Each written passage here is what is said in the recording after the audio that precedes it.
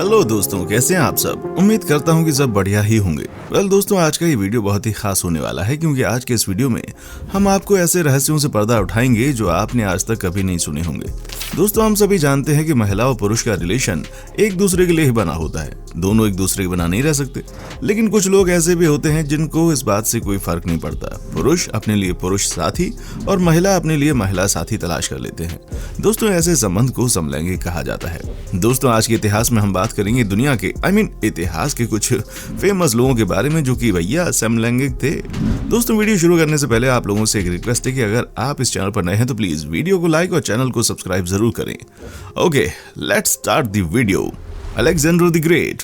कौन नहीं जानता कि सिकंदर महान कौन था। उनकी वीरता और साहस के किस्से आम हैं। महज 20 साल की उम्र में वो मैसिडोनिया के राजा बने। कहते हैं कि उन्होंने अपनी मृत्यु तक हर उस जमीन को जीत लिया था जिसे वो चाहते थे। यही वजह है कि उन्हें विश्व विजेता कहा जाता है। पर क्या आप जानते हैं कि सिकंदर बहुत आशिक मिजाज थे। महिला तो महिला, वो पुरुष प्रेमी भी थे। सिकंदर की वीरता के किस्सों में एक नाम बहुत आम था। वो नाम था हेफेशियन।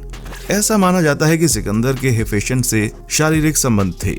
वो बचपन से उससे प्यार करते थे। दोनों ने साथ ही साथ अरस्तु के गुरुकुल में पढ़ाई की थी। उन दोनों का प्रेम कितना गहरा था इसका अंदाजा आप इस बात से लगा सकते हैं कि वो अपना ज्यादातर वक्त एक साथ बिताते थे। एक बार तो वो पारस की रानी से मिलने गए तो वो पहचान नहीं पाई कि उन दोनों में से कौन सम्राट सिकंदर महान है, क्योंकि हेफेशियन की कदकाठी सिकंदर से ज्यादा प्रभावशाली थी। उन्होंने गलती से हेफेशियन को ही सिकंदर महान कहकर संबोधित किया था। इस पर सिकंदर खिलखिलाकर हंसा और हकीकत बताई तो वो डर से थरथर कांपने लगी। उन्होंने सोचा इस गलती के बाद सिकंदर उसको छोड़ेगा नहीं। इस पर सिकंदर ने कहा, डरो मत रानी, हम दोनों एक ही हैं। इससे भी दिलचस्प बात तो यह है कि एक युद्ध के दौरान अचानक जब हेफेशियन की मौत हो गई तो सिकंदर ने हथियार फेंक कर उसकी लाश को गले से लगा लिया। वो एक दिन से भी ज्यादा समय तक हेफेशियन की लाश से लिपट कर रोते रहे थे।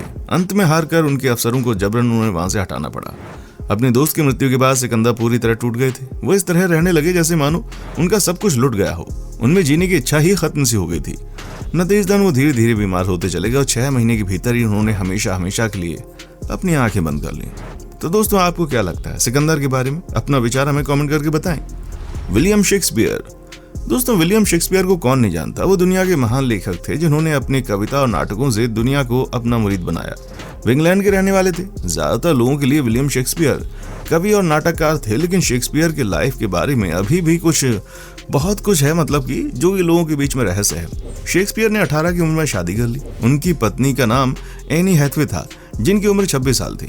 एनी और शेक्सपियर ने 3 बच्चों को जन्म दिया और शेक्सपियर 1616 तक मृत्यु होने तक विवाहित रहे, लेकिन ये हमेशा पत्नी के साथ शारीरिक रूप से नहीं थे। इनके जीवन में सबसे विवादित विचार ये था कि शेक्सपियर समलैंगिक थे या नहीं। ये विचार माना जाता है कि इतने बड़े लेखक का जीवन सामान्य नहीं था, लेकिन कई लोगों का मानना है कि शेक्सपियर पुरुषों के साथ भी सोया करते थे। कई का मानना है कि शेक्सपियर पुरुषों के साथ साथ महिलाओं के साथ सेक्स का आनंद लिया करते थे। शेक्सपियर पूरी तरह से सीधे तो नहीं थे, पूरी तरह से समलैंगिक भी नहीं थे, लेकिन ये रहस्य अभी भी बना हुआ है कि विलियम शेक्सपियर समलैंगिक थे या नहीं। Roberta Cowell. रोबर्टा कोवेल एक वर्ल्ड वॉर 2 की ब्रिटिश लड़ाकू पायलट थी और रेसिंग कार भी चलाती थी। ये सेक्स बदलने वाले पहले लोगों में से एक थी। इस ट्रांस महिला ने वर्ल्ड वॉर के दौरान पकड़े जाने पर कैदी युद्ध शिविर में 5 महीने बिताए थे, जहां इन्होंने खुद को जीवित रखने के लिए जीवित बिल्लियों को मारकर खाया था।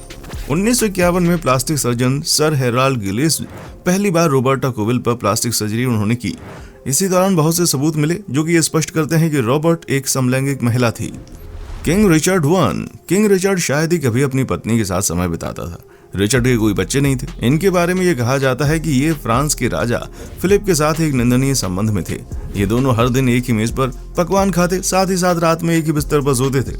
फ्रांस के किंग उन्हें अपनी आत्मा की तरह प्यार करते थे। वे एक दूसरे से इतना प्यार करते थे कि इंग्लैंड के किंग उनके बीच इतना प्यार देखकर चकित रह गए थे और इस बात से भी चकित थे कि इस प्यार का क्या मतलब हो सकता है। Leonardo da Vinci. एक व्यक्ति जो एक चित्रकार, वैज्ञानिक, गणितज्ञ, इंजीनियर और भौतिक विज्ञानी था।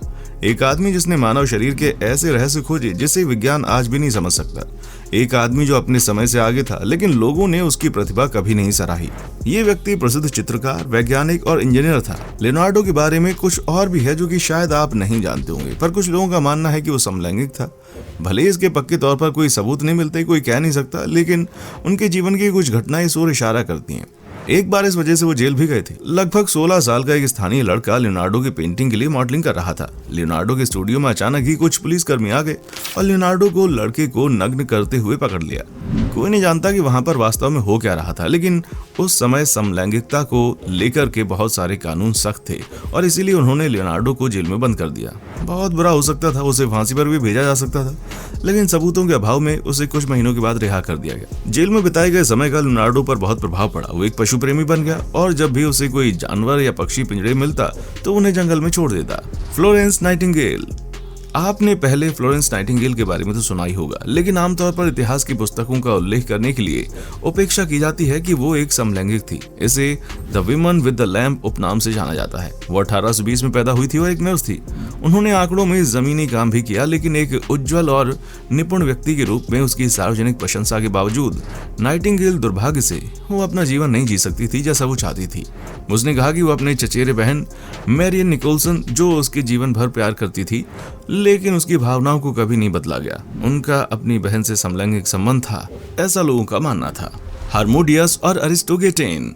हार्मोडियस और अरिस्टोगेटेन एथेंस के एक समान लिंग वाले जोड़े थे, जिन्हें हिप्पार्कस और हिप्पियास के शासन को गिराने के लिए अत्याचार के रूप में सम्मानित किया गया था। हालांकि उनका इरादा ऐसा कभी नहीं था। हिप्पार्कस ने हार्मोडियस पर क्रश विकसित किया, उसे प्रस्तावित किया और उसे स्वीकार कर दिया। इसलिए उसने हार्मोडियस की बहन का अपमान करके प्रतिशोध किया। दो प्रेमियों ने हिप्पार्कस की हत्या कर दी, ये विश्वास करते हुए कि वे अगोरा में पैनाथनिक महोत्सव के उत्सव के दौरान अपराध से बच सकते हैं।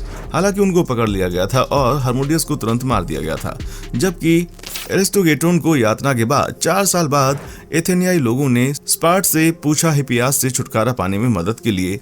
एक बार ऐसा हो जाने के बाद स्पार्टा की भूमिका को खत्म करने के लिए अपने इतिहास को फिर से लिखा और हार्मोडियस और एरिस्टोगेटोन को उन नायकों के रूप में ऊपर किया जिन्होंने अत्याचार को समाप्त कर दिया था और एथेंस में लोकतंत्र बहाल कर दिया था। भले ही उन्होंने ऐसा नहीं किया था। एथेंस में अगोरा में 2 प्रेमियों की एक मूर्ति बनाई गई थी और उन्हें सदियों तक उच्च माना जाता रहा था। ड्यूकलिंग और मिजिजिया। प्राचीन चीन के समलैंगिक जोड़ों के सबसे प्रसिद्ध खातों में से एक राजा के ड्यूक लिंग और दरबारी मिजिजिया के बीच संबंधों की कहानी है। ड्यूक शादीशुदा था और उसका एक बेटा था, लेकिन वो अपने पुरुष प्रेमी की कंपनी को प्राथमिकता देता था। मिजिजिया ने एक बार अपनी बीमार मां से मिलने जाने की अनुमति के बिना ड्यूक की गाड़ी उधार ली थी और किसी और के साथ मिलने वाली कठोर सजा प्राप्त करने के बजाय ड्यूक द्वारा उसकी पुत्रवत धर्मपरायणता के लिए प्रशंसा की थी। एक और बार जब वे टहलने के लिए बाहर थे, मिजिजिया ने ड्यूक को आधा आड़ू खाने की पेशकश की और ड्यूक को ये कहते हुए छुआ गया कि मेरे लिए आपका प्यार कितना महान है। आप अपनी भूख को भूल जाते हैं और केवल सोचते हैं मुझे खाने के लिए अच्छी चीजें दे रहे हैं। वाक्यांश आधा खाया आड़ू का प्यार बाद में समान सेक्स संबंधों के लिए उपशब्द बन गया। इन दोनों घटनाओं के बाद ड्यूक द्वारा फिर से व्याख्यायित किया गया था जब मिजिजिया से प्यार हो गया था, जिन्होंने अपने पूर्व प्रेमी को ये कहते हुए अपमानित किया था, उन्होंने एक बार बिना पूछे मेरी गाड़ी ली और मुझे आधा खाया हुआ आड़ू दिया। इसलिए कोई नहीं बता रहा है कि वो क्या है, शायद चलेगा। उनके रिश्ते का अंत आमतौर पर रिटेलिंग से छूट जाता है, लेकिन वास्तव में दार्शनिक द्वारा पारित होने का मुख्य बिंदु ठाहान फीजी, जो चंचल राजपरिवार के साथ प्रेम संबंधों के दरबारियों को चेतावनी दे रहा था। सैली राइड। सैली राइड को नासा की पहली अंतरिक्ष यात्री और अंतरिक्ष में जाने वाली पहली महिला के रूप में जाना जाता है। हालांकि ज्यादातर लोग ये नहीं जानते कि वो पहली बार समलैंगिक अमेरिकी अंतरिक्ष यात्री थी।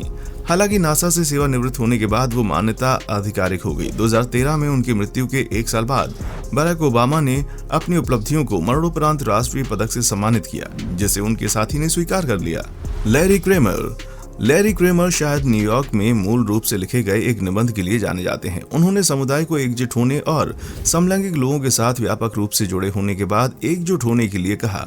अपने निबंध की शुरुआत के साथ वो एड्स संकट और नागरिक अधिकारों के पैरोकार के रूप में एक अग्रणी आवाज बन गए। उन्होंने अनुसंधान और बीमारी की रोकथाम के साथ साथ प्रभावित लोगों की देखभाल के लिए लड़ाइयां लड़ी। तो दोस्तों, कैसा लगा हमारा आज का एपिसोड, हमें कमेंट करके बताएं। दोस्तों, उम्मीद करता हूं कि हमारा एपिसोड आपको पसंद आया होगा। दोस्तों, अगर आप हमारे चैनल पर नए हैं तो प्लीज चैनल को सब्सक्राइब जरूर करें, क्योंकि हम आपके लिए रोज इस तरह की वीडियोस लाते रहते हैं। देखने के लिए शुक्रिया।